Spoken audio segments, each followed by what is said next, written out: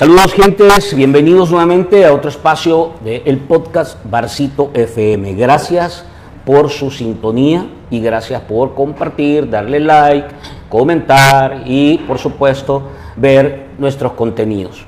Es bueno generar polémica, ya estamos viendo un poco las discusiones que se generan, pero de eso se trata. Es decir, no queremos que la gente nos dé la razón, queremos que esto provoque en realidad discusión para saber si está el país caminando bien o caminando mal.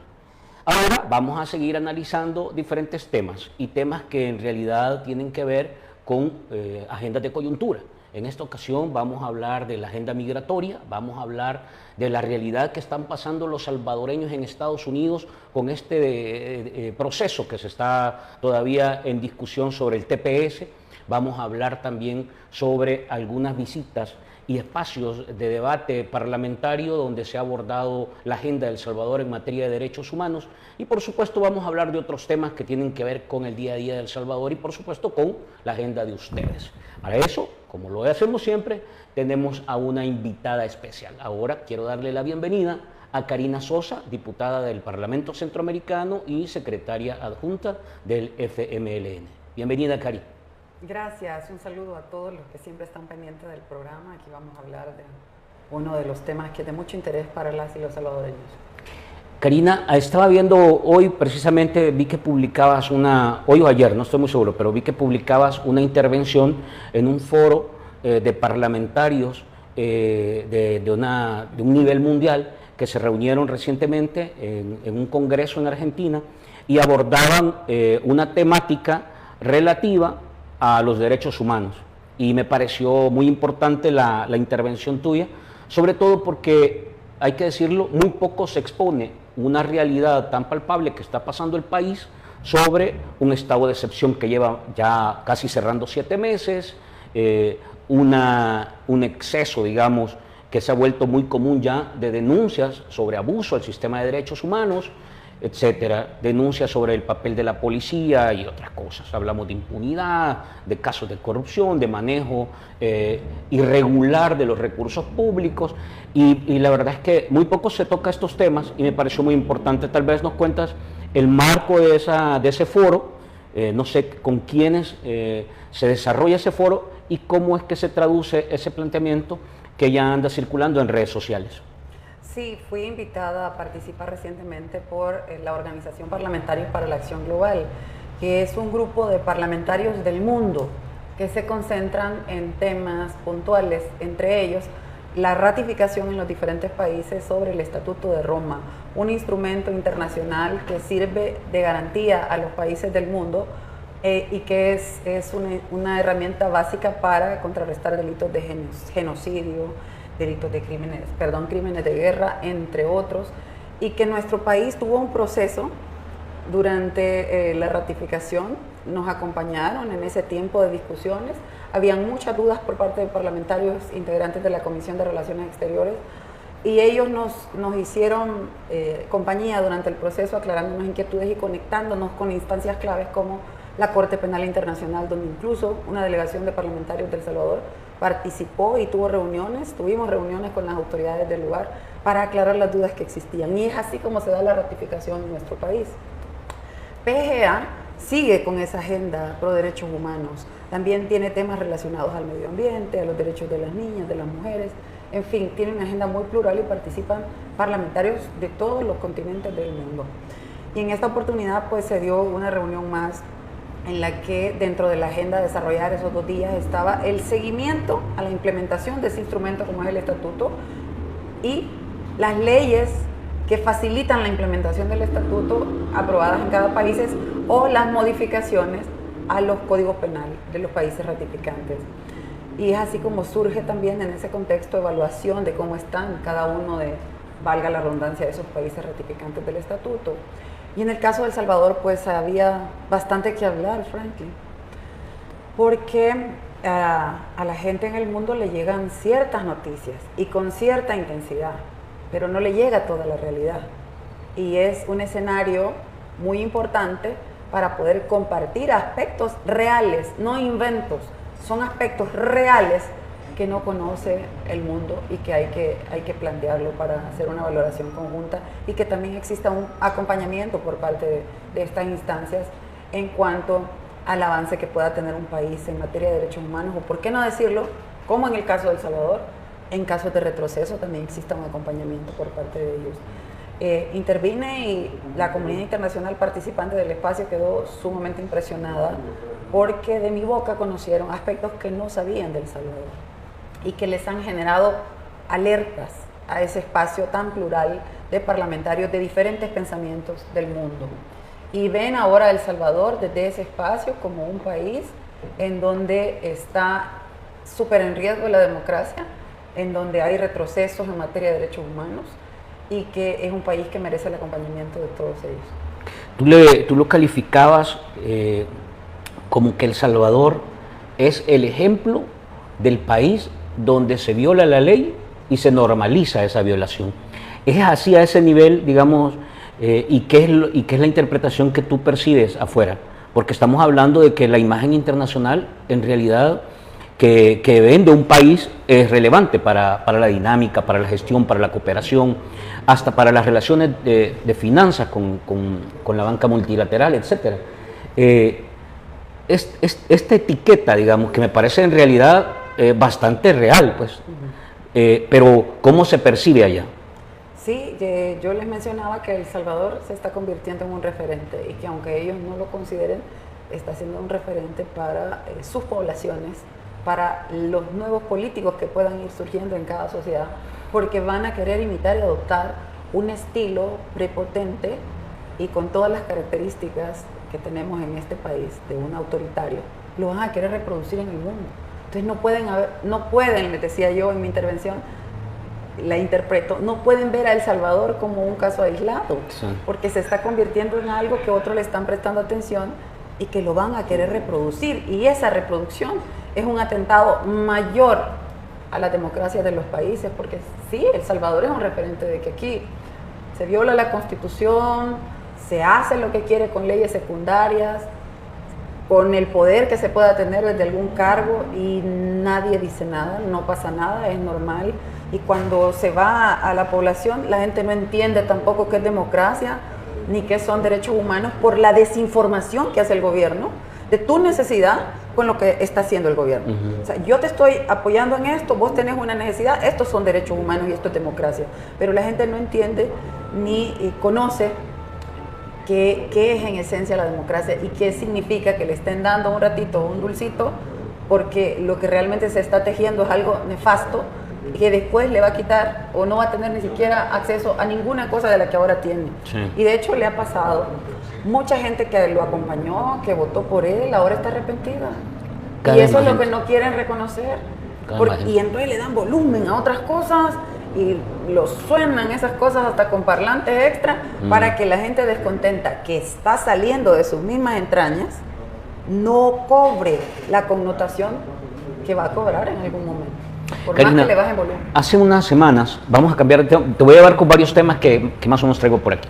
Hace un par de semanas, hace un par de semanas, quizá un mes o un par de meses, te vimos haciendo una serie de visitas, digamos, de gestión y de lobby para comunicación con Estados Unidos.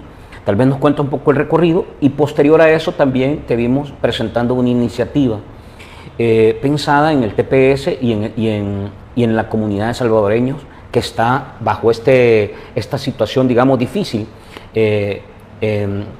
como familia y comunitariamente.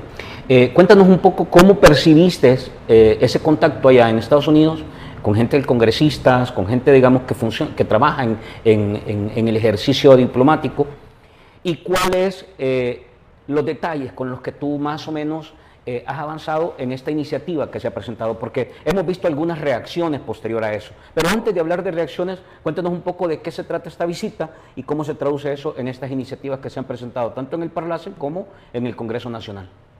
Sí, ante el abandono que se ha dado por parte de la autoridad salvadoreña a un segmento de nuestra población que no se fue por deporte a otro país, como en este caso Estados Unidos. Y se siguen yendo, y hay que decirlo, sí, porque se ha incrementado las cifras. Pero en términos específicos, los TPS no se fueron a hacer ejercicio, sí, claro. a jugar un deporte, se fueron por una necesidad concreta en un momento determinado y lograron bajo sus propios esfuerzos que la autoridad de Estados Unidos en cierto tiempo les diera una asignación de un estatus temporal que les daba un respiro y les facilitaba fundamentalmente trabajar, que es por lo que la gente se va. Sí. Me voy para trabajar, para tener mejores condiciones de vida para mí y mi familia. Esa es la visión por la que se va por la que decide salir alguien del país y convertirse en migrante. Pero ellos lo lograron con su esfuerzo y han tenido el acompañamiento de los gobiernos que estuvieron en turno para poder cabildear, siempre pensando en un estatus permanente, pero lo que se lograba en esos momentos eran prórrogas de 18 meses para ampliarles 18 meses más su permiso de trabajo. Y tenían un acompañamiento. Digan lo que digan, porque ponen a gente que no está informada o malintencionada a desinformar la realidad cuando estamos en una era tecnológica. Te metes y das un par de clics en internet y revisas la historia de esta lucha. Sí. O sea, no es que uno se la invente, está ahí, búsquenla.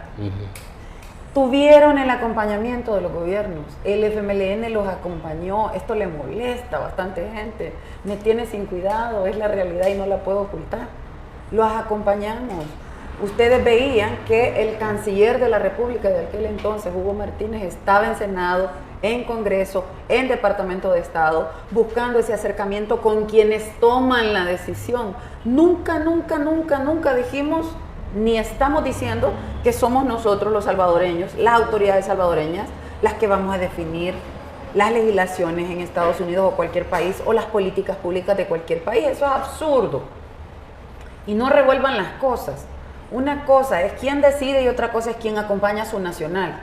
Y no justifica absolutamente nada el abandono de este gobierno el hecho de que Estados Unidos decida. Sí, ellos deciden, siempre ha sido así.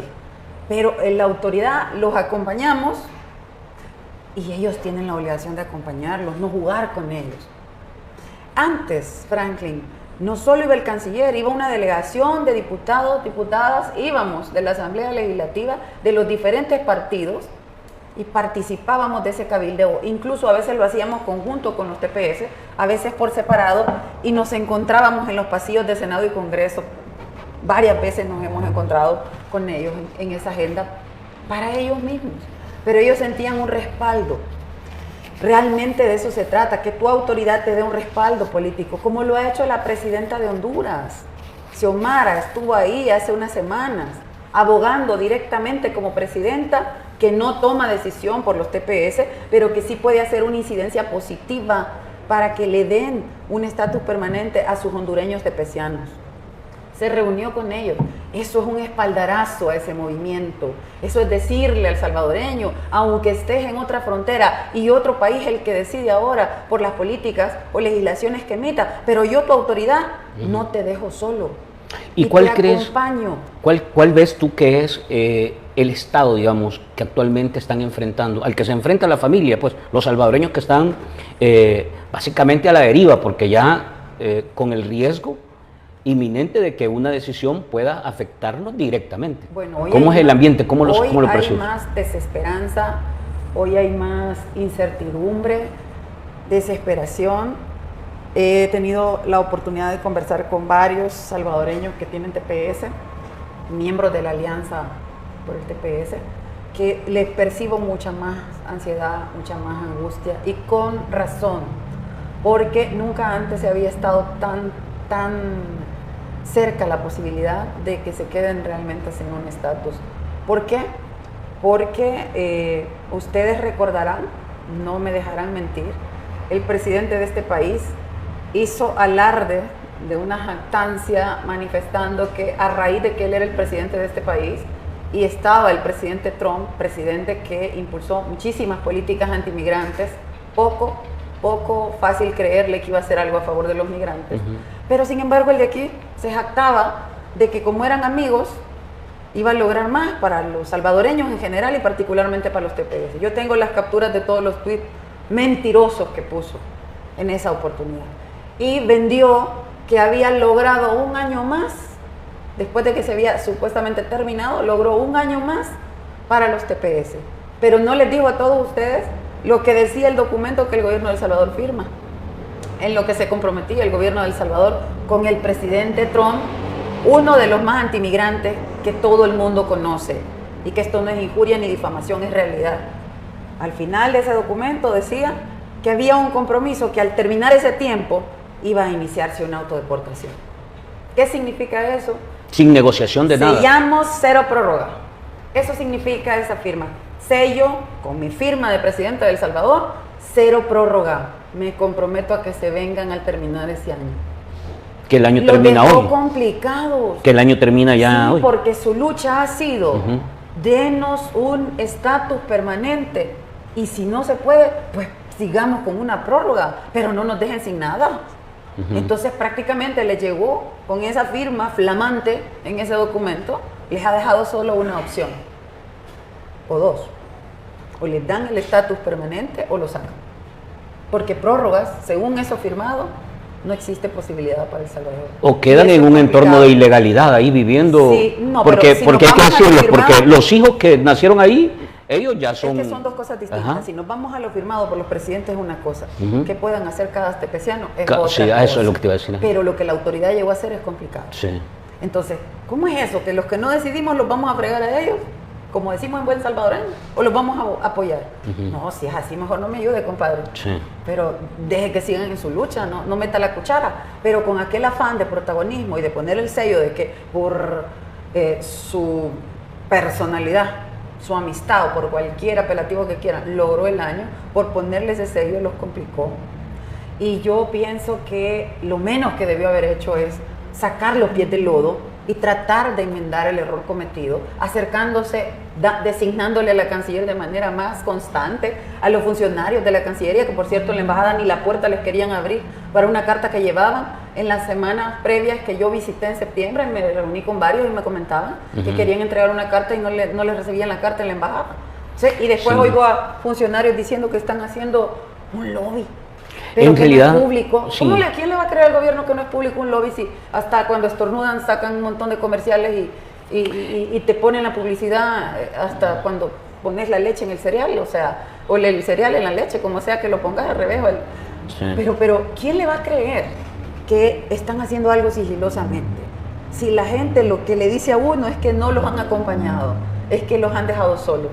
Y debo decir que en el espacio de TPS hay de todo afinidad política.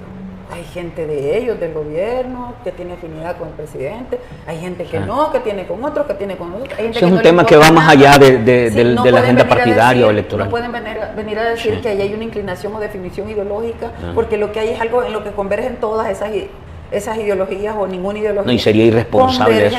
Por una necesidad y se han juntado, real, están haciendo una buena lucha. Y hay que reconocer esa lucha que ellos hacen y rebuscarse pensando cómo, siendo autoridad, les puedo ayudar. ¿Y cómo se traduce esto? Hablando un poco de la iniciativa que hace un par de días vimos que presentabas tanto en el Parlamento Centroamericano como la iniciativa que presentabas en el Congreso Nacional. Bueno, ante la inacción y el abandono, decidimos que iba a retomar lo que hacíamos antes como partido. Ir a las oficinas de senadores y congresistas a hablar de mis compatriotas TPS. Y lo hice. Fui en septiembre, estuve en la Cámara de Representantes con políticos, con congresistas que tienen incidencia en las definiciones que tome esa Cámara. Y les expresé nuestra necesidad de que consideren tomar la decisión de favorecer a los migrantes con TPS, particularmente a los salvadoreños, con un estatus regular, que no los dejen solos, que les den esa oportunidad, porque es gente que en su mayoría se han llegado a ese país a rebuscar para tener un sustento ganado dignamente para la familia que tienen ahí con ellos y para la que han dejado en El Salvador. Son una fuente importante de manutención para la familia que está acá. Son generadores de empleo, muchos de ellos en Estados Unidos. Me reuní también en esa visita en septiembre con empresarios salvadoreños, empresarios también que tienen TPS, algunos de ellos. Y me llamó la atención el establecimiento que tenían, la clientela que tienen, la generación de empleo que hacen y la generación de más pago de impuestos a ese país. Sí, claro. Se están ganando la vida dignamente. merecen porque se han recontraquetematado trabajando y siendo buenos ciudadanos en un país que les abrió las puertas con oportunidades laborales, que no son tan fáciles tampoco, no es que tocan y se abre la oportunidad, no, se han rebuscado. Todos estos aspectos se los ponía en la mesa a cada congresista con el que me reuní y hablé como salvadoreña, hablé como diputada, que le preocupa El Salvador, que le preocupa la realidad de los migrantes, que le preocupan los TPS. Fui a abogar por los TPS, con la claridad de que no soy yo la que decido, lo deciden allá. Pero tampoco me voy a quedar con los brazos cruzados y como dicen por ahí, que nos quieren hacer sentir como los aplastados y los de la esquina, que me da tanta risa porque para que nos toquen el interior está bien fregada la cosa. Sabemos quiénes somos, qué queremos hacer y en qué queremos contribuir con la población salvadoreña. Y este es un tema en el que queremos contribuir, así es que hacemos lo que nos toca. Como diputada hice lo que me toca, pero el gobierno tiene que hacer lo que le toca. Ya los TPS están haciendo lo propio, su lucha. No la empantanen, no la politicen, actúen, hagan lo que les toca, lo que les corresponde como autoridad. Y ya dejen de echar la culpa al pasado. Asuman, ahora están ustedes, asuman y acompáñenlos, aunque yo ya no estoy seguro de cómo los puedan recibir, porque ya están llegando a la cola, al cierre de todo. Porque esto empezó a correr hace ratos. Porque tiene cuánto ya en el gobierno el presidente y su gabinete. No tienen 2 meses. No es que no están aprendiendo, ya tienen un ratito de estar ahí. Y ese ratito, los TPS han estado luchando solos, no puede ser. Entonces, cuando eso pasa, nosotros vamos, platicamos en Senado y Congreso, tuve reuniones también con organizaciones que trabajan en temas de derechos humanos, me reuní con cerca de 8 a 10 organizaciones, y con otros políticos y por supuesto con TPS, para poder hablar de cómo vemos nosotros la situación de ellos y abogar por ellos. Después de eso, y con la plática generada ya con los que pude intercambiar, que son TPS, me vine con una iniciativa al Parlamento Centroamericano, que por cierto estaba realizando sus sesiones aquí en El Salvador. Presenté una iniciativa de pronunciamiento, de acompañamiento a los TPS. En esa iniciativa van incluidos los ciudadanos de Honduras, a quienes también se les está terminando el TPS, pero que no tienen firmada autodeportación, y también se les está terminando a Nicaragua y Nepal. Entonces la iniciativa iba abarcando las nacionalidades que tienen que ver con nuestra región, que es Salvador, Honduras, Nicaragua. Y fue bien recibida por todos los diputados del Parlamento y la acompañaron. Votamos todos por unanimidad el respaldo. En 2 sentidos iba la iniciativa. Uno, respaldo. En el Parlamento Centroamericano. En el Parlamento Centroamericano, votando los de países manera de la unánime, región, todos. Sí, todos los países de la región, incluyendo República Dominicana, que no tiene TPS. De manera unánime, y el respaldo y el pronunciamiento iba en 2 sentidos. Uno, respaldando a los TPS, a su lucha. Y 2, exhortando, oigan bien la palabra, exhortando a quienes van a decidir, exhortando al gobierno de Estados Unidos a que tome en consideración todos los aspectos de la vida cotidiana que implica que estén estas nacionalidades allá y todo lo que le dan a ese país para que les dé un estatus permanente. En ese sentido iba y fue aprobada. Después de esa iniciativa aprobada, iniciativa nuestra en el Parlamento, vine a la Asamblea Legislativa porque me rebalsa el silencio de la Asamblea Legislativa, el primer órgano de Estado. Y dije yo, ¿cómo es posible que un ente regional como el Parlamento Centroamericano, en donde se converge con diferentes nacionalidades, demuestre capacidad de ponerse de acuerdo y acompañar a todos estos ciudadanos donde van salvadoreños? ¿Y cómo es que el gobierno y la autoridad salvadoreña no pueden? No dice nada. Y estamos hablando que son cerca de 235,000 familias de las nacionalidades que mencioné, las que tienen en riesgo su TPS. Pero de esos 235,000, la mayoría son salvadoreños. 165,000 son salvadoreños. Y la región se solidarizó con todos, pero ahí el grueso son salvadoreños. ¿Cómo es que la Asamblea Legislativa no puede decir nada? ¿Y cómo viste la actitud del Parlamento? ¿Y cómo has visto la reacción del gobierno? Porque ya hubo reacción al respecto. Hablando de la iniciativa que presentaste acá. Fueron 2 iniciativas.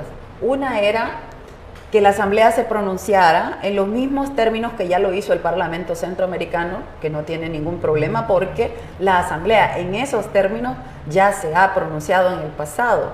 Sacamos cerca de 6 o más pronunciamientos durante mucho tiempo acompañando a los TPS, y esas asambleas que votaban esos pronunciamientos era una votación unánime la que le daban a los TPS. Hablando de que se pide una exhortación a dos cosas, respaldo como ciudadanos salvadoreños, como instituciones, como gobierno a la comunidad. Como primer órgano de Estado a tus salvadoreños en otro territorio. Claro. Y en segundo, el exhorto a la autoridad que decida que tome la mejor decisión en favor de ellos. Eso es de cajón. Así han sido los pronunciamientos en la Asamblea Legislativa y han votado todos los partidos políticos. Es sorprendente lo que pasó estos días. Esa era una pieza que pedíamos, un pronunciamiento, y la otra era que la canciller explique qué ha hecho a favor de los TPS. Ella y todo su staff de funcionarios. ¿Qué han hecho a favor de los TPS? Porque hay una incógnita en este ciclo tan grande, sí, una súper incógnita de cuál ha sido su papel. No se le ha visto en Senado, no se le ha visto en Congreso. Una vez vimos al presidente reunido casi a la fuerza con parte de la organización de la Alianza por el TPS, que lo agarraron en la calle y él creía que un selfie querían. Sí. Y les decía, venga, me voy a tomar el selfie. No, que no queremos un selfie, queremos una reunión con usted, presidente. ¿Cómo nos va a acompañar? Y fue así como obligadamente se sentó y se comprometió. Única vez que se vio con ellos. Y ahí han quedado a su suerte. Entonces, ¿qué están haciendo? Queremos saber. La población se merece saber, sobre todo la familia de los que están con TPS que están aquí y los TPS que están allá. ¿Y cómo viste la reacción de...? 16 votos de la Asamblea Legislativa para el pronunciamiento. Vergonzoso. Es que como hoy no hay un boleto de avión para ir a cabildear, y como hoy está en riesgo que puedan volver a ser diputados si hacen algo que al Señor Todopoderoso le incomode, no, hoy no me importan los TPS. O sea que los diputados aquí, así, literalmente le dieron la espalda a la gente, a los salvadoreños allá. Así es, porque preponderaron su propio interés, más allá de darle un espaldarazo y un acompañamiento. No, yo quiero seguir siendo diputado, y si hago eso, me van a vetar como aquel que le quitaron la presidencia. Le dieron trato de chiquitilín, como decía yo, chiquirrín, como nos decía todo, le dieron trato de chiquirrín. Entonces los otros no quieren que le den el trato de chiquirrín, quieren tener afianzado su puestecito. Entonces a ustedes no les importan, pero antes sí, hasta se peleaban, y soy testigo, por subirse en el avión e ir a ese cabildeo. Pero cuando organizábamos en la Comisión de Relaciones Exteriores viajes para ir en bus o en microbús a la frontera, con suplentes me mandaban. La presidenta con unos 2 propietarios y los demás suplentes. Pero para ir al avión a Washington hasta se peleaban los propietarios por estar en el cabildeo por los TPS. Y la respuesta... Y ahora 16 votos. Y están tratando de engañar porque hubo un partido que saca un comunicado diciendo que acompaña a los TPS, pero ahí tiene escaños en la Asamblea que no apretaron el botón esos diputados que están en esos escaños. No apretaron el botón y quisieron sacar ese comunicado queriéndole hacer creer que están con ustedes y no lo están. A mucha gente, y digamos que eso es normal, hay que decirlo, que son diputados que no tienen dominio propio, son diputados que si no reciben una orden desde Casa Presidencial no están autorizados a hacer nada, si es malo o bueno, independientemente de eso. Entonces me parece que lo que viste ahí en esa resolución nada más reafirma un poco el tipo de político que es el que tiene, digamos, el gobierno ahí. Y luego, ¿cuál fue la respuesta de Cancillería respecto a la segunda petición que se hacía? Súper vergonzoso que Cancillería tenga que reaccionar porque el FMLN lo pone a reaccionar. Vergonzoso. Deberían de reaccionar no porque un partido político los pone en jaque, sino porque están conectados con la necesidad de la gente. La necesidad del TPS ha sido el abrigo, el amparo, el acompañamiento de su gobierno. Y el gobierno ha sido X, no ha estado con ellos. Y eso no puede ser. Presentamos las 2 piezas. Lunes, martes saca la Cancillería un pronunciamiento. En los mismos términos casi de lo planteado, tanto en la conferencia que dimos como en el papel que presentamos. ¿Y qué les costaba haberlo hecho antes? ¿Por qué tuvo que llegar el FMLN para que reaccionara la canciller? Y no solo la canciller, me he enterado de otras cosas en Washington, que hay reacciones y movimientos alrededor de esto. Por lo menos a mí me da satisfacción, porque el FMLN ha puesto el dedo en la llaga, ha estado en el terreno, ha estado con la gente. Hemos acompañado, tenemos solvencia porque hemos estado en los lugares acompañando siempre. No lo hemos hecho solo cuando éramos gobierno, lo hicimos cuando éramos oposición, cuando éramos gobierno y hoy que somos oposición, porque tenemos coherencia. En 3 tiempos diferentes lo hemos hecho. pero es chocante ver que la autoridad salvadoreña reaccione bajo presiones, aunque no lo quieran aceptar, como lo hizo la presidenta de la Comisión de Relaciones Exteriores, y la que dio unas reacción declaraciones hace unos días, diciendo que no es a la fuerza que van a caminar. y no, la reacción. que ya caminaron a la fuerza, perdona. Sí. Ya es a la fuerza que caminaron. Claro. Aunque quieran decir cualquier cosa. De hecho, no han caminado porque Dieron un lo hemos brinco y visto. aparecieron. Aquí estamos Sí. y vamos a hacer. Y la reacción, digamos, ¿qué contenido? Básicamente, ¿hay algo real que haya hecho este gobierno en este periodo que pudiera destacarlo en ese informe que ellos han presentado, o si han presentado o no? La firma de compromiso de autodeportación. Claro. Y entonces, cuando ya hiciste eso, nada te lo No hay justifica. nada por hacer. Nada más puede justificar.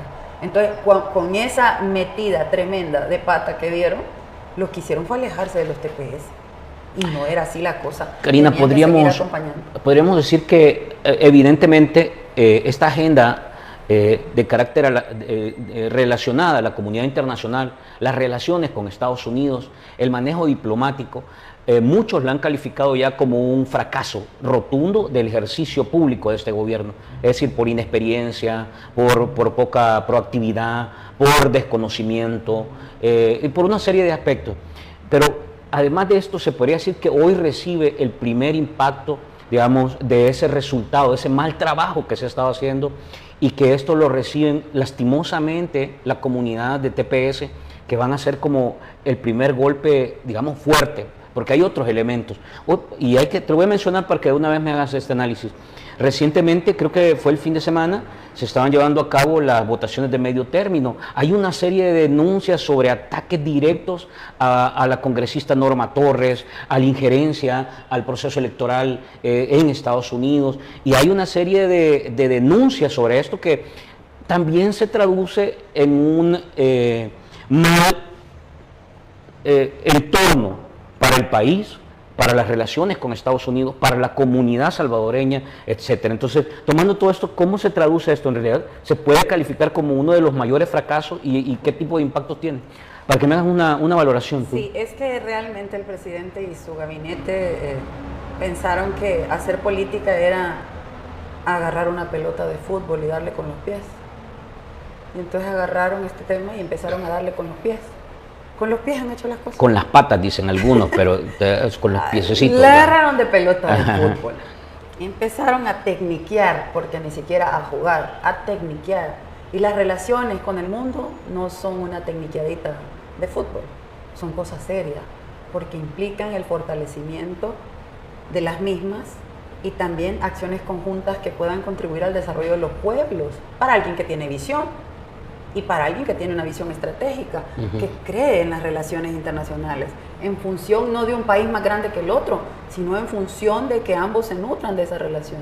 Eso es pensar, eso no es ver la relación internacional como una pelota de fútbol, pero ellos lo vieron como una pelota de fútbol y empezaron a tirarle patadas a todo mundo. Y así no es la cosa. Porque debemos recordar, en primer lugar, lo que acabo de mencionar, y también algo que no puedo dejar de mencionar, y por decirlo después no es menos importante, que en muchos países del mundo con los que El Salvador tiene relaciones, hay salvadoreños. Tampoco quiere decir que porque hay salvadoreños no vas a poder hacer prevalecer tu autodeterminación y tu soberanía. Eso, un gobierno que no pueda administrar las dos cosas debe de darte en qué pensar, debe dejarte en qué pensar. ¿Por qué? Porque no tiene la capacidad de llevar ambas cosas al mismo tiempo. Y si se puede, el derecho internacional te da esa posibilidad. Hay un margen de respeto bajo el derecho internacional que los países pueden hacer uso de él para hacer prevalecer su soberanía, su autodeterminación y en lo que cree cada país. Eso existe, pero en el caso particular de salvadoreños que están en diferentes países, yo creo que debió haberse diseñado una política más incisiva, más agresiva, más fina, para tejer de mejor manera esa relación en función de los nacionales que tenemos en los diferentes países. Por cierto, me reuní en mi viaje de septiembre también con una candidata a concejal de Manazas, para la alcaldía de Manazas, una salvadoreña, que recibí la buena noticia que debido a su esfuerzo y su capacidad de conexión con la comunidad, resultó electa como primera concejal latina en la alcaldía de Manazas. Y eso debe llenarnos de satisfacción. Esas relaciones también de salvadoreños políticos en otros países debe de estrecharlas más este gobierno en función de crecer como país, pero también de atender de mejor manera a nuestra comunidad. No estoy diciendo cosas que son difíciles de hacer, son cosas que se pueden hacer siempre que tenés voluntad política.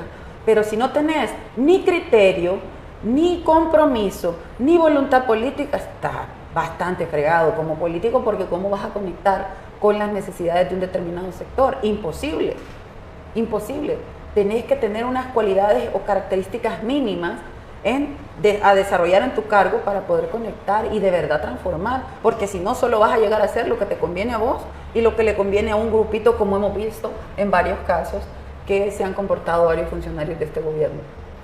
Y en este caso de esta denuncia que se ha hecho, de injerencia, de ataques al proceso interno, ¿qué nivel de repercusión tiene eso?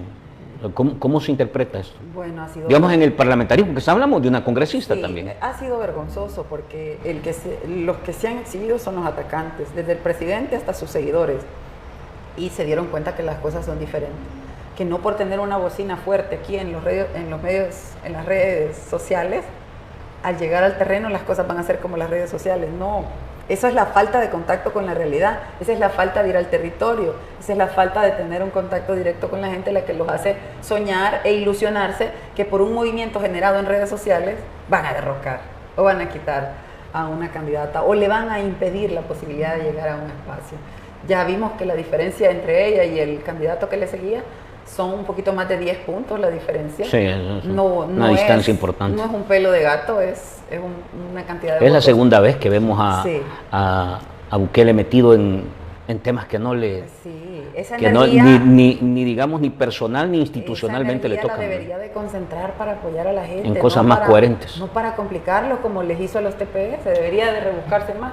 O deberían de estar terminando la segunda parte de lo que dijo la embajadora cuando se fue, que iba a preparar las mejores condiciones para que los salvadoreños regresaran. Yo realmente pensé que era un meme.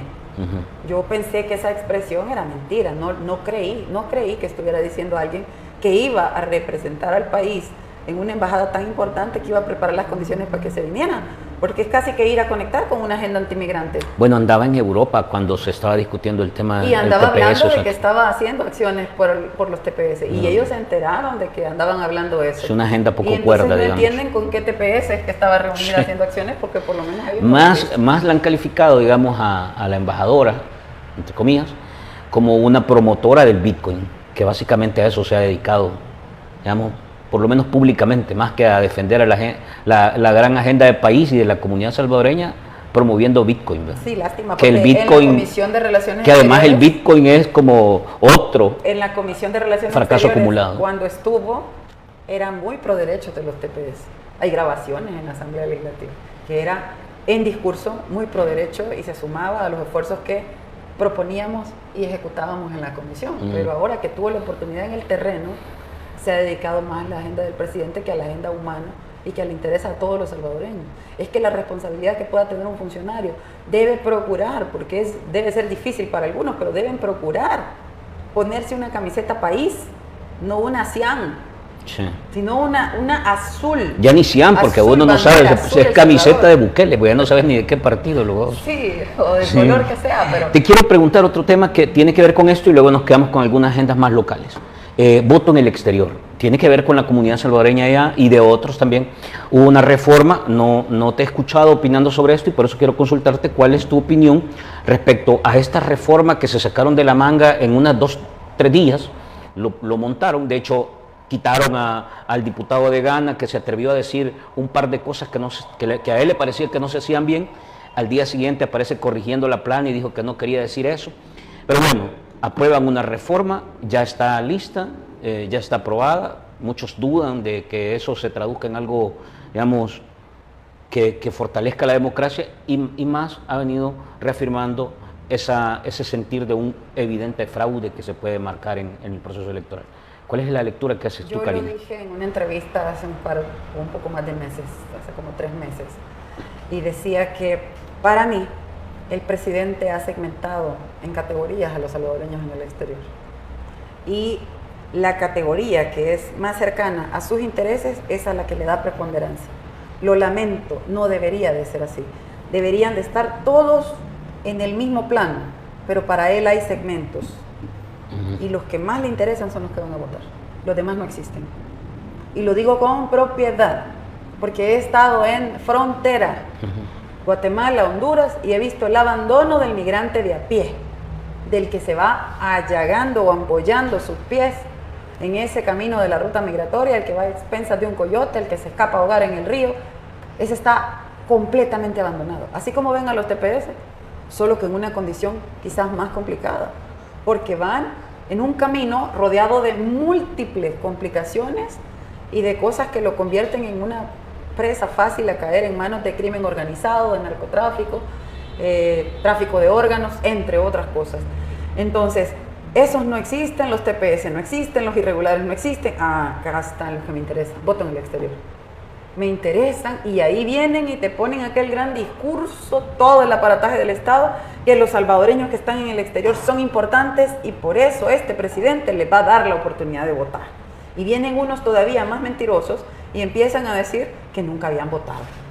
Y no, el mismo presidente recibió votos en sobre de salvadoreños en el exterior, porque él también recibió esa votación. Y decir que no existió es una cosa, ya es el extremo de la mentira, pero es como le quieren poner muchísimo énfasis, porque quieren conquistar el voto de las personas diciéndole que ellos sí son garantes de que ellos voten, sí, y que ellos están haciendo todo lo posible por visibilizarlos porque nadie lo hizo. Entonces hay bastante preocupación, Franklin, por el tema de cómo se va a manejar el tema de voto en el exterior. Si existen los suficientes candados para garantizar muchas cosas, desde la secretividad de la persona hasta la garantía que efectivamente es el ciudadano que se dice en un documento de identidad, vencido o no, si es ese de verdad el que va a votar vía electrónica. ¿A ti te genera confianza? ¿Dirías que es un proceso que tiene los mínimos, digamos, de garantía? A mí no me genera confianza. A mí me da miedo que vayan a vulnerar, primero, la voluntad del soberano, que es el pueblo, de esa expresión de pueblo radicada en el exterior. Me da miedo que vayan a vulnerarlo. Y en segundo, que vía virtual pueda no existir los filtros necesarios para que cualquiera, no necesariamente del exterior, pueda emitir el voto. No sé, a mí no me da confianza. Creo que deben publicitar de mejor manera cómo los candados que van a poner y darle taller en conjunto con organismos o instancias internacionales que ya tengan experiencia en voto electrónico y que sean realmente instancias que garanticen que efectivamente no va a ser vulnerada la voluntad del votante, ni mucho menos alterado el resultado ya a la hora de un escrutinio final. ¿Y ves a un tribunal independiente, sólido, no, una institución que, digamos, pasa la prueba? No. ¿O todavía eso te suma todavía más desconfianza? Lamentablemente no siento que exista como la suficiente contundencia para enfrentarse en un momento determinado a plantear definiciones claves para un resultado final amparado a derecho. Digo que lo importante es, tú ves a un tribunal que se le puede parar firme a un Nayib Bukele que tiene, digamos, como a las instituciones con la bota puesta, pues. No veo institucionalidad en este país. Y no es solo de un espacio, es que no hay institucionalidad. Es que todo eso está concentrado en una mano. Y si esta mano aprieta mucho, los ahorca. Y si suelta, se le desbarata todo. Entonces, esto está concentrado en una mano. Entonces, ¿qué margen de acción tienen quienes están dirigiendo esas instituciones? Si es obvio que están aquí, es muy poco. A partir de esto, te quiero hacer también una pregunta sobre una serie de encuestas que aparecieron recientemente. La última, que es hace como unos 2 semanas más o menos.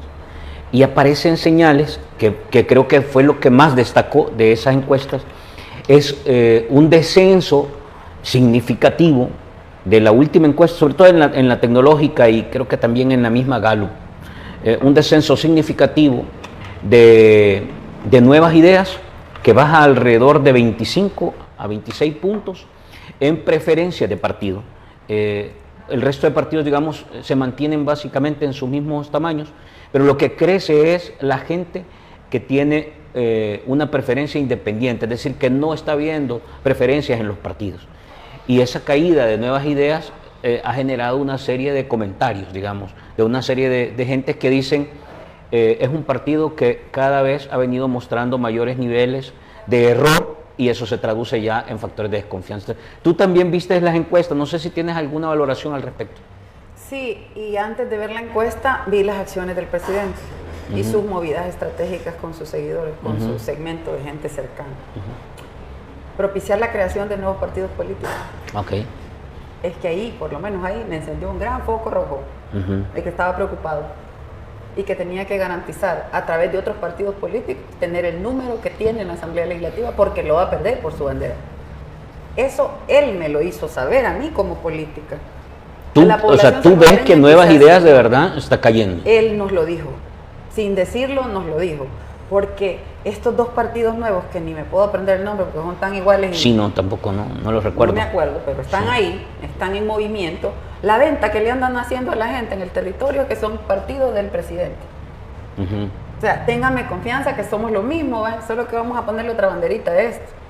Pero téngame confianza porque el presidente me tiene confianza, soy del presidente. ¿Qué es eso? Por Dios, eso es una vulgaridad. Primero y segundo, es una señal de miedo del presidente. Tiene miedo de que no va a sacar el mismo resultado bajo su bandera. Ya nos lo dijo antes que la encuesta. Hoy que no diga que la encuesta miente, porque él ya nos lo dijo.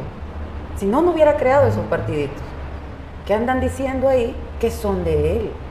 Entonces ellos están claros porque ya tienen la lectura de sus encuestas propias, que por cierto habrá que ver de dónde sale la plata para esas encuestas, porque no sabemos dónde está el pisto. Hoy no hay transparencia en este país.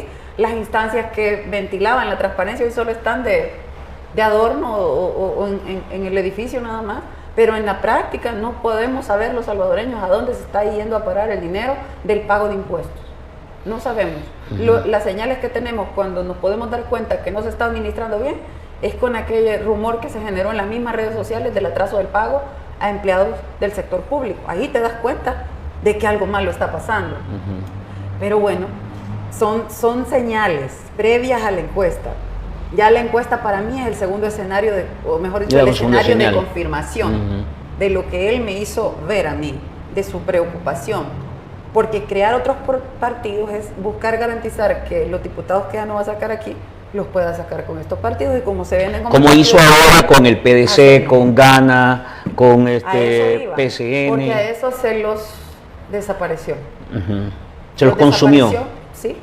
Si ustedes ven en las encuestas ya ni aparecen, ni en rayita aparecen. Hasta el que nos decía Chiquilín, ni en rayita aparece en la encuesta. Nosotros aparecemos por lo menos ahí, pero ellos ni en rayita, ya no existen. ¿Por qué? Perdieron su identidad. Se pegaron así a la piel del presidente como una garrapatía y empezaron a chupar sangre, no pueden decir nada porque los excomulgan, políticamente los aniquilan, entonces están pegaditos como garrapatía, desaparecieron. Sí, en algunos le llaman como parásito, o sea, vivir de pegártele a un ente mayor. No tuvieron agenda propia, se pegaron. Entonces, al no tener agenda propia, desaparecieron. Entonces, como ya no tienen probabilidades de seguir, hay que crear unos nuevos que vayan en la lógica de lo que hemos tenido en la Asamblea, porque no vamos a tener lo mismo. Eso es una realidad inminente. El tema del aplastamiento que le han hecho a los alcaldes en los territorios, eso se les va a devolver en las próximas elecciones.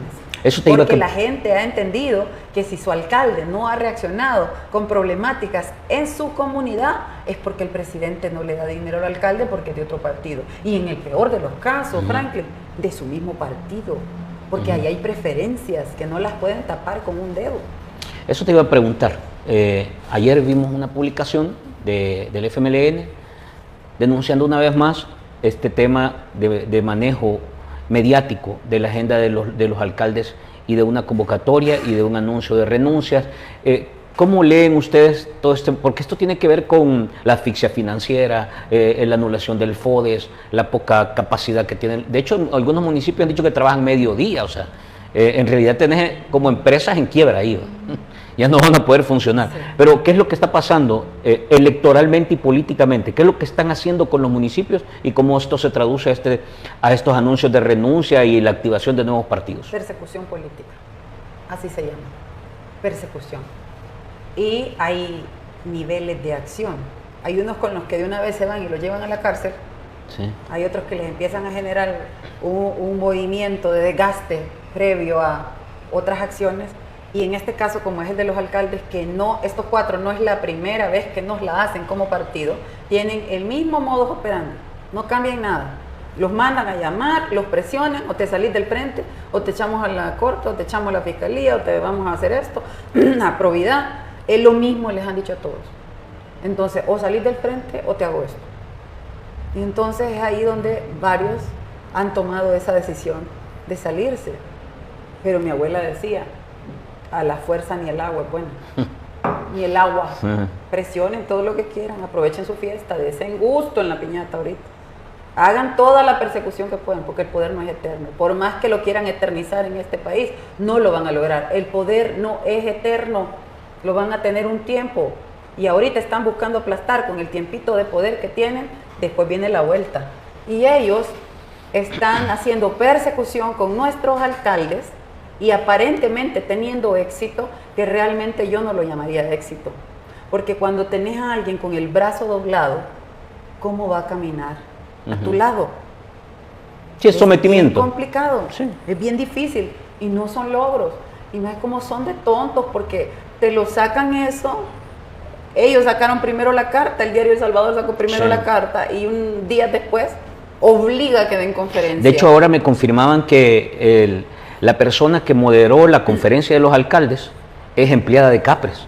O sea que es una cosa también absurda. ¿No? Vaya, vamos más lejos. ¿Quién paga el hotel? De la conferencia de los alcaldes, sí, digo. ¿Quién paga el hotel? Porque en un hotel dieron la conferencia. Ajá. Los alcaldes que no tienen dinero. Sí. No son y les han quitado el poder. poder. No son los alcaldes, es dinero del Estado en función de la persecución política. Por eso no quieren transparencia en este país. Por eso, porque están jugándole sucio, no únicamente a los partidos políticos, sino a la población, porque a usted le hacen creer que estos se están yendo porque están enojados con nosotros o porque ya no se sienten cómodos. Ya aburre, si es trillado lo que están haciendo. Algunos también torciéndole el brazo para que caminen y vayan a hablar mal del otro. Algunos también califican esto como cortinas de humo para tapar los temas. Que la gente deje de ver que todo está caro, que el frijol subió, que el Bitcoin no sirvió, que la otra cosa no sé qué, y que sigamos hablando de los temas y la agenda que le interesa al Ejecutivo. Es que así nos la vamos a pasar los 5 años. Así nos la vamos a pasar porque así han sido los 3 y así lo que viene, ojalá y mis palabras no se cumplan, pero va a intensificar esa agenda de show, de sensación y de persecución. Eso viene más intenso porque está más cerca la elección y él necesita mostrarle a los que me están viendo que es fuerte, que es contundente, que tiene poder, que él es el que se hace sentir, sin importar qué es lo que va dejando en el camino. Entonces esto él lo va a intensificar, muy probablemente puede ser parte de su estrategia, pero como les repito, a la fuerza ni el agua es buena. Y él puede generar ahorita todo el movimiento que quiera bajo presión y dar un aparente golpe más a un partido político con el que no se cansa. Yo me pongo a pensar, ¿y qué tan fuerte puede haber sido el trauma que le generó el FMLN? ¿Qué tan fuerte es ese trauma que hasta hoy en día no puede vivir en paz?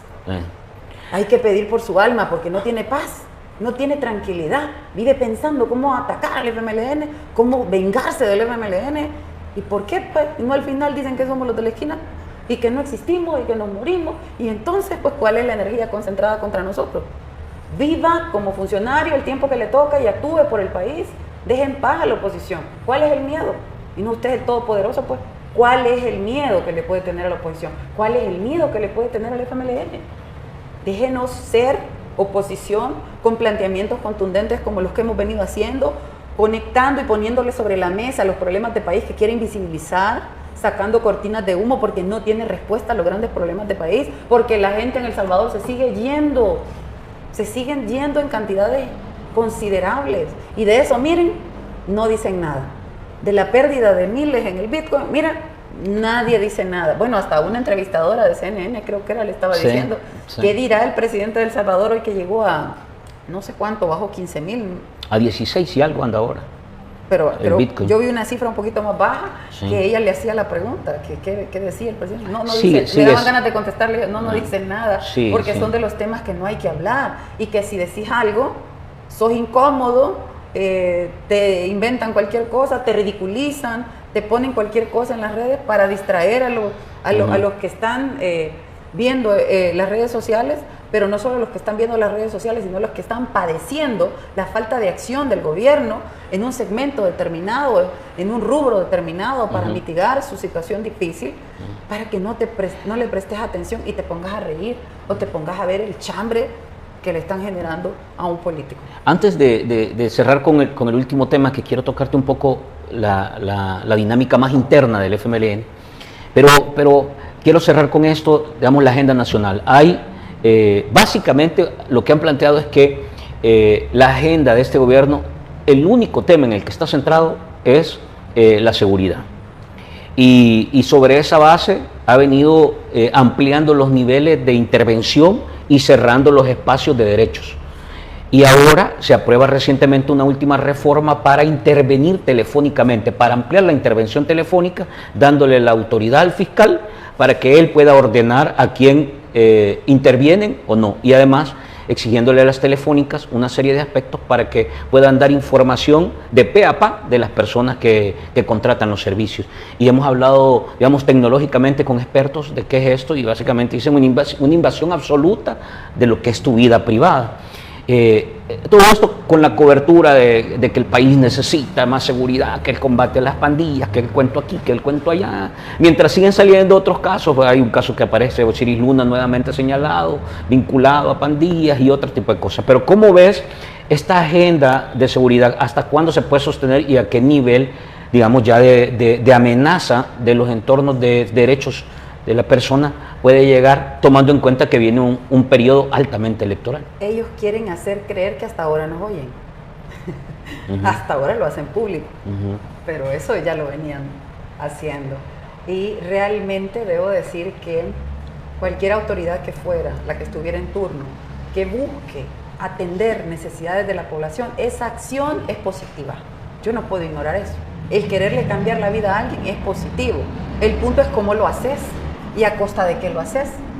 Y también las acciones implementadas por cualquier gobierno de cualquier color deben ser evaluadas. Debes medir el impacto que ha tenido tu decisión trasladada o en una legislación o en una política pública. Tenés que tener un mecanismo para medir ese impacto, porque ¿qué es lo que querés lograr? Es el bienestar de la gente. Pero si vos al hacer tu medición te das cuenta que hay una parte que se ha beneficiado de la acción, pero hay una mayoría que está afectada, obvio que tenés que redireccionar la decisión tomada y reafinar tu política para que sea mucho más y mejor acertada. Pero eso es lo que estás viendo. En beneficio de la gente. Yo lo que estoy viendo cada día es más miedo por parte de la población que vive en zonas identificadas como zonas pobres en realidad también. Porque lo que al final se está haciendo es criminalizar la pobreza, porque vos estigmatizás en qué lugares viven pandilleros y entonces vos tirás una atarraya en esos lugares. Y no todos los que viven en esos lugares, no todos son pandilleros. Y esto lo sabe el país entero.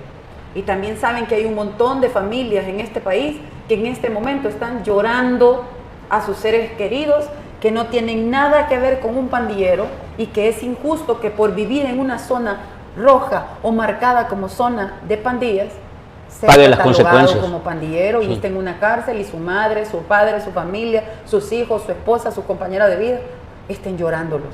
Y hay casos más graves en los que esa persona que se ha ido detenida era el sustento de toda la familia. Y hay fallecidos. Tenés que medir lo que estás haciendo. Tenés que medirlo. No es que no vas a atacar la delincuencia. Esa se ataca y se combate de manera contundente y ahí no hay nada que discutir. Se hace y punto. Pero con los inocentes no. Los inocentes no pueden ir en el mismo huacal que los maleantes. Aparten a los maleantes, saquen a los que no tienen nada, que ustedes saben que son muchos. Hasta gente de ustedes ha caído en eso.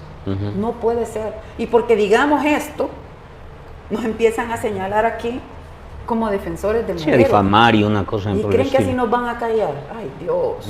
Afinen bien, porque no es así como se calla a alguien que está diciendo lo que ustedes saben que no es correcto. Porque saben que no es correcta mucha acción. Y hay abuso de autoridad. Y hay detenciones arbitrarias. Y hay casos de muertes en los penales que te queda la gran incógnita. ¿Quién lo mató? ¿Se mataron entre ellos mismos o fue la autoridad? Es grave. Eso es grave. El país en realidad está cruzando una situación donde requiere mucho político valiente, con carácter, y también decidido a defender aquellas cosas en las que cree. Habrá que ver si siguen apareciendo, porque en la asamblea en realidad está bien claro por dónde se oyen las voces. Y yo creo que voces como la tuya sí son en realidad significativas en momentos como estos. A ver qué más pasa en este ciclo que viene, porque este ciclo va a ser altamente electoral. Y ahí las antenas y la agresividad y la difamación, y eso básicamente es la característica de mucho lo que trabaja el ejercicio que está ahora gobernando. Te quiero preguntar para cerrar, Karina. Han cerrado como FMLN un ciclo con una convención en la que se aprueba una reforma, digamos, quizás una de las más amplias en los últimos varios años. Se cierra con ese proceso. Hay todavía voces disonantes, pero ya el frente viene a una etapa en la que va a requerir cerrar filas y enfrentarse a un ciclo electoral nuevo, a un ciclo político que básicamente requiere abordar como proyecto político este nuevo momento. Cuéntanos un poco cómo cierra ese ciclo, qué se está haciendo con estas diferencias que están apareciendo aún dentro del debate interno y cómo se está preparando el FMLN para esta nueva etapa en la que definitivamente se va a requerir un partido de izquierda, un partido, digamos, una fuerza política con trayectoria, con arraigo territorial y que se logre conectar, quiero yo, con esas voces de oposición que cada vez, definitivamente, hay que ser honesto, uno escucha cada vez más voces de oposición y más voces que exigen que se transparenten las cosas, que se corrijan aquí, que se afuera, adentro, etcétera. Entonces, ¿cómo me podrías resumir este último, como digamos, espacio? militantes de un partido en resistencia como el FMLN, estamos obligados a ver la meta a la que queremos llegar. Obligados. Aunque el contexto sea fácil o difícil como estamos viviendo en este momento, que nos tiran una avalancha para aplastarnos. Ahora estamos todavía mucho más comprometidos a ver la meta trazada, no en este momento, sino históricamente. ¿Cuál ha sido la meta trazada por el partido históricamente? Transformarle la vida a la gente.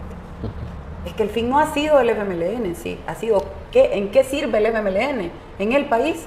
Para transformarle la vida a los ciudadanos.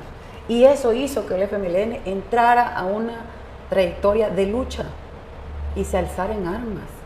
Y luego llegar a la madurez política, al entendimiento vía la negociación, a los acuerdos de paz y después a construir más en todo ese camino democrático y dando aportes sustantivos importantes en función de ¿qué? De la meta trazada, que es transformarle la vida al pueblo.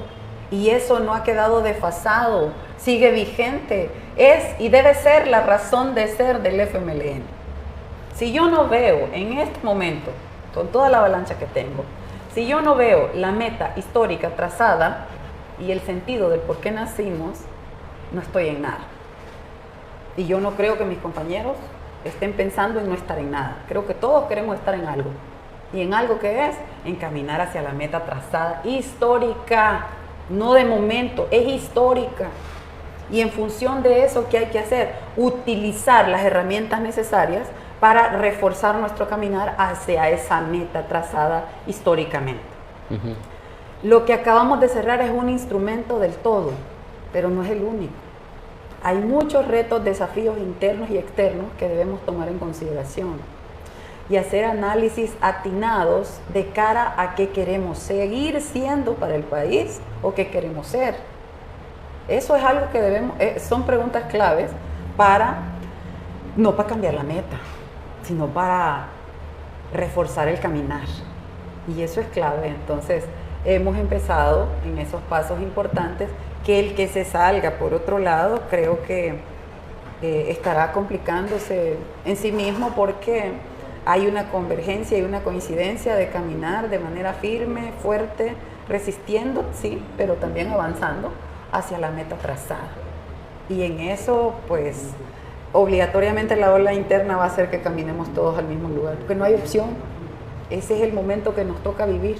Y si queremos realmente contribuir con nuestros planteamientos, propuestas y aportes desde las diferentes aristas en las que participamos en la vida política, si queremos realmente contribuir, debemos entrar en esa sintonía todas y todos.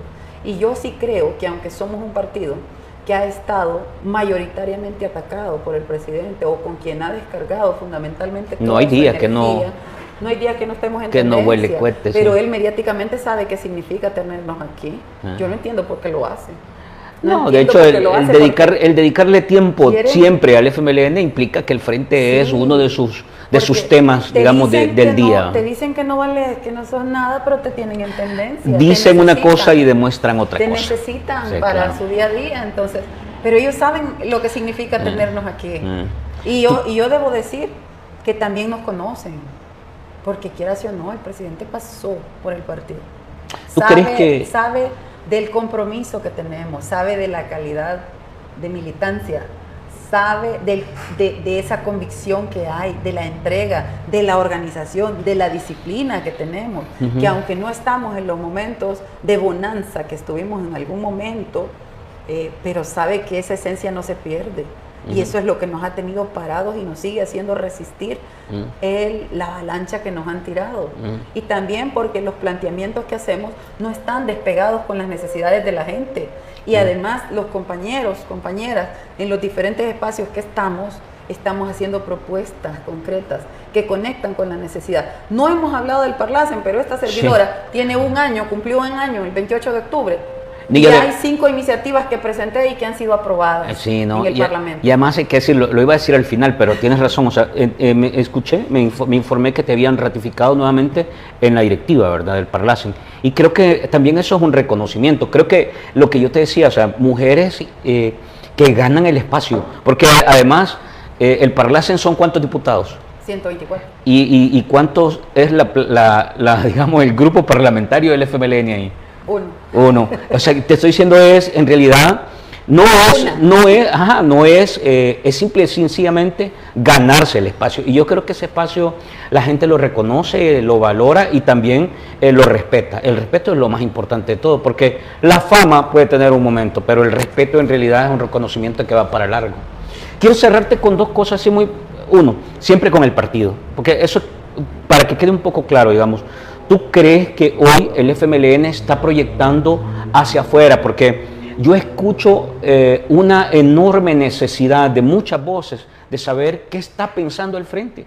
No te estoy hablando de gente del FMLN, sino de oposición, de académicos, de profesionales, de empresarios. ¿Qué está pasando con el frente? ¿Tú crees que el frente está cerrando esta etapa que tú me has dicho, proyectando más unidad, más coherencia, más sintonía?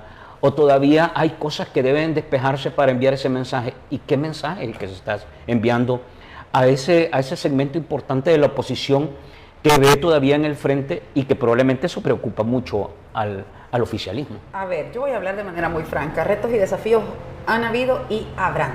Eso no tiene límite ni fin. Siempre, cada contexto va a tener lo propio. Por eso, repito, encontrar el sentido del momento es lo clave. ¿Qué quiero ser? ¿Qué quiero hacer por El Salvador? ¿A dónde quiero llegar con mi rol en esta sociedad? ¿Qué parte del eslabón del todo quiero ser? ¿O quiero ser una cadena aparte? ¿Qué es? Es una cosa que debemos de definirla muy, muy claramente, pero retos y desafíos siempre van a existir. El punto de partida aquí es el que hablé al principio, que si yo pongo cualquier cosa antes del bienestar de la gente, perdí el rumbo. Así de sencillo, perdí el rumbo, no sé en qué partido estoy. Y eso no le puede pasar a la militancia del FMLN, no le puede pasar al FMLN. El FMLN siempre ha demostrado coherencia durante el tiempo y siempre ha demostrado que el fin último que tiene, o el fin principal, o lo que nunca se ha separado de la esencia del FMLN, es la transformación de la vida de la gente.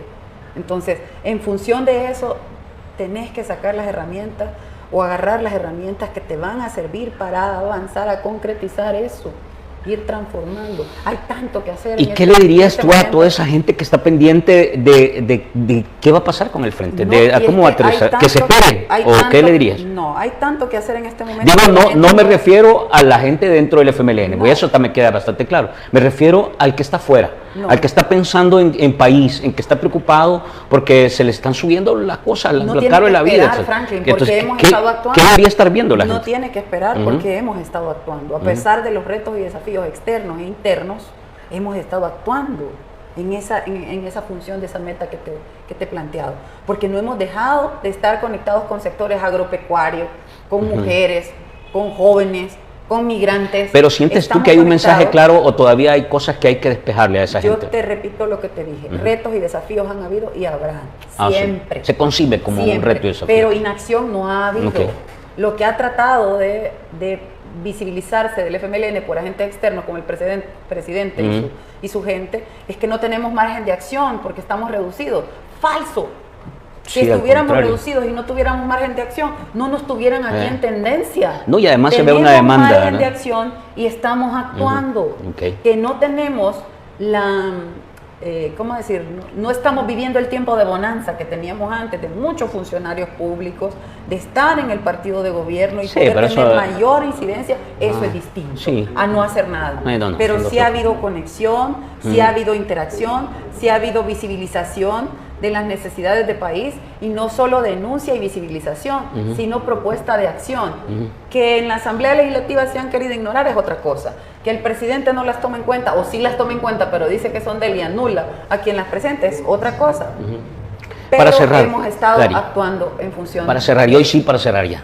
Electoralmente, ¿qué viene? ¿Qué está pensando el FMLN? ¿Hay, o todavía están analizándolo? ¿Hay algunas señales? ¿Hay algo que pudiéramos comentar al respecto?